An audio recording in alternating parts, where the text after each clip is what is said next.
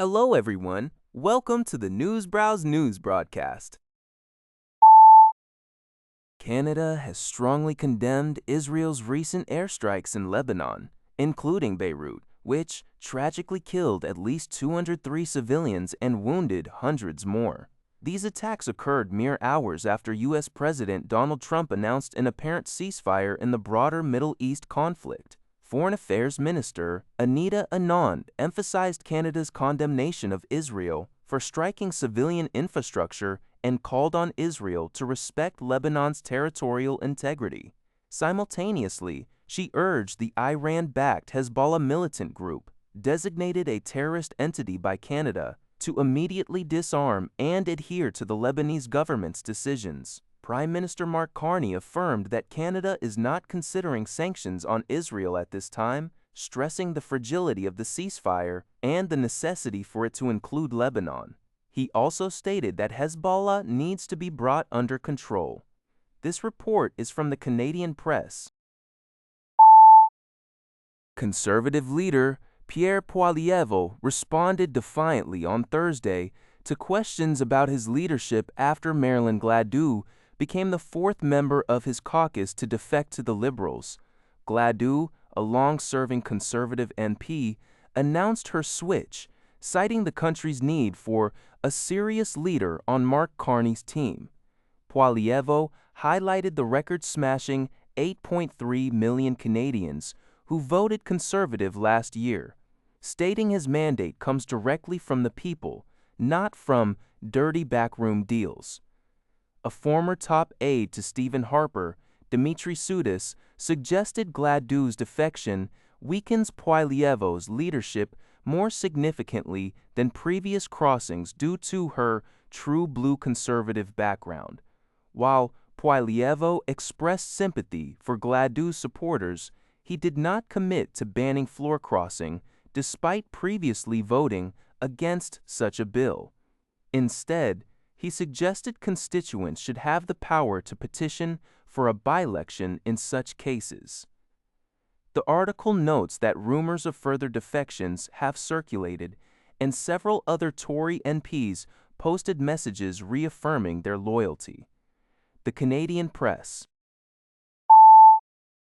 The Canadian Press reports that Arslan Chaudhary, 44, has been sentenced to 4 years in prison for his admitted involvement in the record-breaking gold and cash heist at Toronto's Pearson airport. Chaudhary was arrested earlier this year after flying in from Dubai.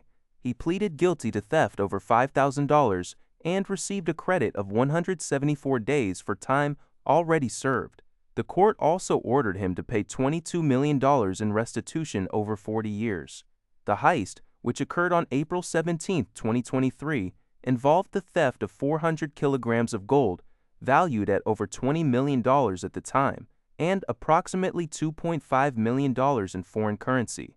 Police believe the stolen gold was melted down and sold to finance illegal activities, including the purchase of firearms. Multiple suspects have been arrested, with 2, including a former Air Canada employee, still at large. Investigators successfully seized at least 1 kilogram of the stolen gold, along with smelting equipment and hundreds of thousands of dollars in currency. Global News reports that the United Nurses of Alberta, ONA, is advocating for immediate measures to combat escalating violence in hospitals. Following a recent stabbing in the emergency department of Edmonton's Royal Alexandra Hospital, ONA President Heather Smith has called for quicker installation of weapons scanners and guaranteed funding for protective services officers in all Alberta emergency departments. Smith states that nurses face threats almost daily and criticizes Hospital and Surgical Health Services Minister Matt Jones for allegedly underplaying the seriousness of the issue. While Minister Jones has pledged to accelerate weapons screening and increase security at Royal Alex, ONA emphasizes the need to acknowledge that violence is intrinsically linked to hospital overcrowding and insufficient capacity. Other provinces like Manitoba, Saskatchewan, and Nova Scotia have already implemented similar security enhancements. A UNA survey revealed that 4 in 10 nurses experience physical violence within the past year. A recent survey by Research Co., as reported by CTV News, reveals a deep divide among Canadians regarding whether doctors should be permitted to refuse medical assistance in dying, MAID services, based on moral or religious objections. The poll indicates that 42% of respondents disagree with such faith-based refusals, while a nearly equal 41% believe they should be allowed. The remaining 17% were unsure. This contentious issue shows regional variations, with opposition to religious refusals for MAID highest in Alberta, 47%, followed closely by Atlantic Canada, 45%, Quebec, 44%, and Ontario and British Columbia, both 41%.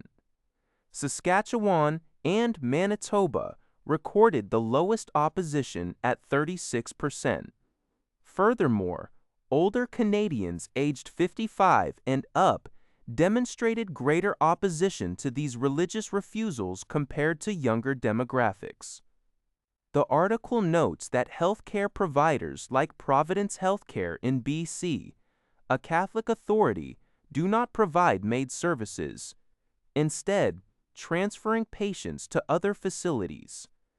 In contrast to MAID, the survey found less support for allowing doctors to refuse abortion services for religious reasons, with 48% opposed and only 38% in agreement.